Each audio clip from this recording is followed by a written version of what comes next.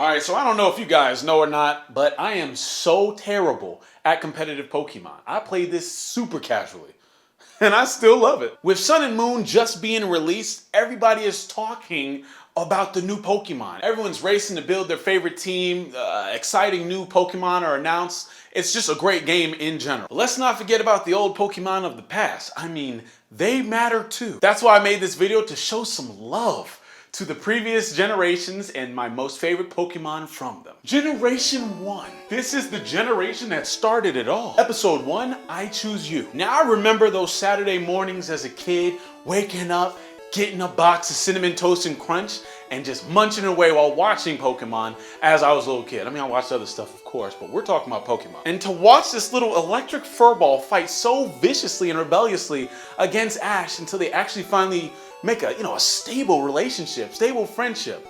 That was amazing. Watching that growing up, that built some character. But along the way, they ran into an opponent who to this day is still my favorite Pokemon in all Gen 1. Raichu! Watching the episode where Lieutenant Surge used an evolved form of Pikachu to body said Pikachu, that flipped my mind completely. Here I am, a little kid, supposed to know that the main characters, which are Ash and Pikachu pretty much, are the guys. They're the saviors. Nothing can beat them. They had that plot armor.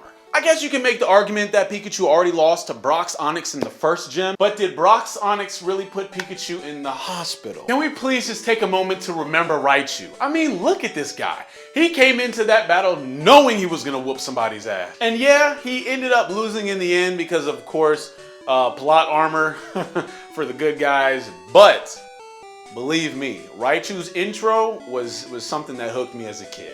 I was completely in awe when I saw Pikachu get destroyed by like that cooler, that bigger, that badder, but slower version of himself. Now for Generation 2.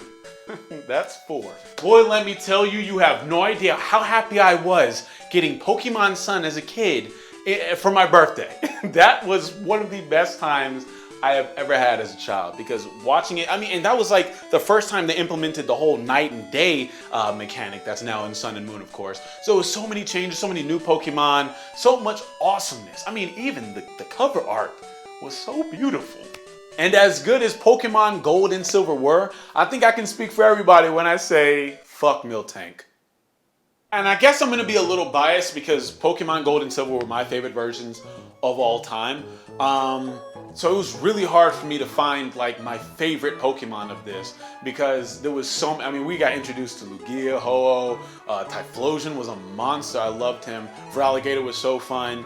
And a lot of different evolutions, like you get introduced to Steelix and things like that. A lot of times, a lot of your previous cool Pokemon had evolutions now, and you're just like, oh my, it was amazing. I loved it. Every single time I played that game, one Pokemon I always had on my lineup, and that was Scizor. Scyther went from being a badass in the original Pokemon to an Omega badass in Gold and Silver version. When they introduced Scizor, I fell in love. This guy was like a mech.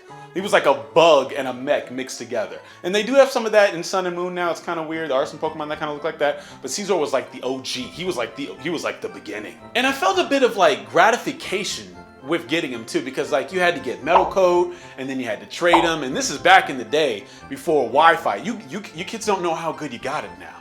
We had to like find friends. I know, what? Crazy. And then get like a cable, an archaic cable, link two Game Boy Colors together, and then spend like 10 minutes trading one Pokemon. I had to go to a Pokemon Center. It wasn't just like you can do it anytime you want. No, it was like, okay, I gotta find everything, boom, put all the ingredients together, and then boom, you made a Scizor. And it was just so fun to have. And now for Generation 3. Gen 3 was kind of weird for me because like I didn't really care about Ruby and Sapphire. I don't know what it was. I couldn't get into it. Which is crazy because fast forward like 10 or so years later, and I own both Omega Ruby and Alpha Sapphire. Nintendo, stop taking my money. That was the first ever Pokemon game where I started off with the same Pokemon every time I would replay it. Always Trico, excuse me. I don't know. Blaziken, the Fire Chicken, I just didn't get, I don't know. I would have to say that from Ruby and Sapphire, Kyogre was probably my most favorite Pokemon in the whole game. And yeah, it's kind of weird because he's like the guy on the front cover, and a lot of times I don't really like I do like, of course, legendary or whatever Pokemon they mascot on the covers, but I never really saw it as my favorite. Kyogre was really fun. That was actually the first Pokemon. This is how ass I am at this game. Kyogre was the first Pokemon I leveled up to 100 without using any rare candies. And my nigga, you get the Pokemon at like 45. I am so bad. I also wanted to note that this was like the first time I got into the strategic side of Pokemon, because when you summon Kyogre, he automatically summons Rain. I believe it's Rain Dance. That's like his passive. So you don't even have to do it. It doesn't even take up a turn or anything. It just comes out and it automatically powers up water moves. And I'm like, whoa, this is actually pretty beneficial. This character's broken. But I don't know, maybe he wasn't broken, but he was damn sure my favorite Pokemon of that generation. On to Generation 4. So Generation 4 was also kind of weird because I think I was in the minority when I say I liked the game. I've heard a lot out of the Pokemon community saying that this was like a forgotten gen, and I'm not too sure why. If anyone knows about that, please comment in the comment section below. Let me know what's going on, why people did not like Diamond and Pearl that much. I've heard people say different things ranging from just bad content compared to the previous games to the competitive side, which is blah. Like it just really took a turn for the worse competitive side wise. I have no idea. I'm not a competitor. All I do is catch Pokemon and have fun. And that's what happened with Diamond and Pearl. I loved it. And a big reason why I loved it was because of my homie Infernape. Like I told you guys, I started with Trico and Ruby and Sapphire every single time. So I wasn't one of the cool kids with the Blaziken at the end of the game. But when Diamond and Pearl came out, I was like, all right, I'm picking this Fire Monkey. I don't care what anyone says. I'm picking the Fire Monkey. I don't care if everyone picks him in the world and I'm just another sheep. I'm picking them. So I finally got my own fire fighting type, and geez, this was amazing because close combat is one of the most broken moves in this game. I don't care what anyone said. That is a good move, okay? And so for Infernape to know that, I mean, he was so strong. He was so fun. I love the aggressiveness. I love the stat, the type difference of firefighting. It was just, it was awesome. He made my Diamond and Pearl experience that much better. So thank you for that, Infernape. And now for Generation 5, Black and White. Wait, I'm getting paid for this, right? Nope. So Black and White was weird because all the things that people did not like about Generation 4, I didn't like about Generation 5. Like, to this day, Black and White were the only Pokemon games I did not complete from beginning to end. Like, I didn't like the Pokemon in it. I didn't like really anything about it. The Fire Pig was pretty cool. I think it was like Fire Psychic. That was a unique individual. That was pretty cool. But that wasn't my favorite. My favorite Pokemon of Black and White was Krookodile. Some of y'all are probably like, who the hell is Krookodile? Because a lot of people didn't really talk about him. He was like a ground dark Pokemon. I think he's actually the only ground dark Pokemon in existence. Like, I don't think there is another ground dark. Because Tyranitar is rock dark. See, y'all thought Tyranitar was probably ground. None of y'all probably thought that. I'm just bad. I was like, why am I not going to have this guy on my team? But he kind of fitted every niche. He wasn't bad either. He had some good, strong base attack.